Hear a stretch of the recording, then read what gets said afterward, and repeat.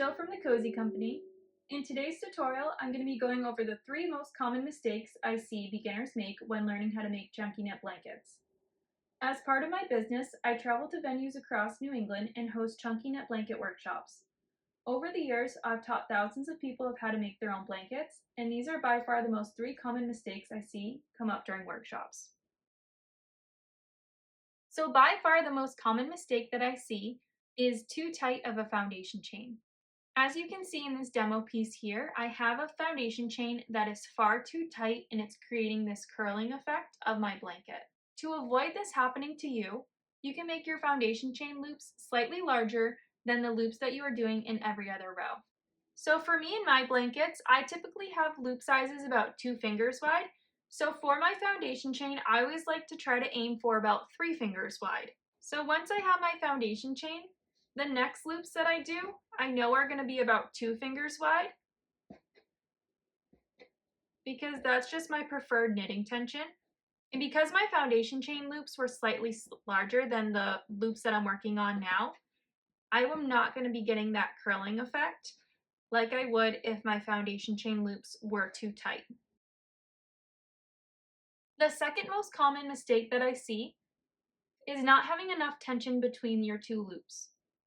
So what I mean by that is when you're going from one loop to the next, you want to try and grab your working yarn as close as possible to the previous loop that you just did, like that. A common mistake during the workshops for beginners who are just starting to make their blankets and are just learning is they grab their working yarn a little bit farther away like this, creating slack in the back like this. And then they continue on like normal.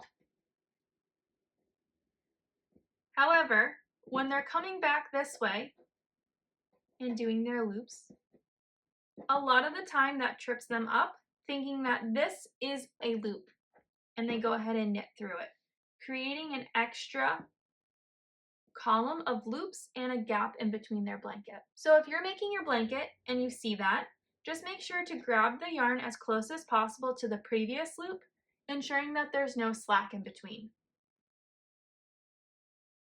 The third most common mistake that I see is a dropped loop or a slipped loop.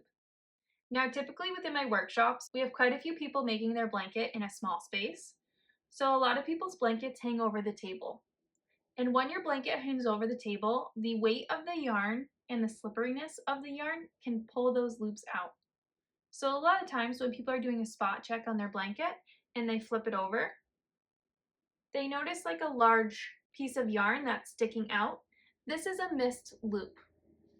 So to fix that, what you're going to do is you're going to find the column where that missed loop is, and you're just going to undo that column until you get to your missed loop. So mine was only 1 row down, as you can see here. This was the missed loop. All I'm going to do is I'm going to take that loop that I have right here, and I'm going to push the yarn of the missed loop back through it, and then one more time to bring up my new row. So that way it gets rid of that missed loop. I don't have that big slack of yarn in the back anymore. So those are the 3 most common mistakes that I see in people just learning how to make their blankets.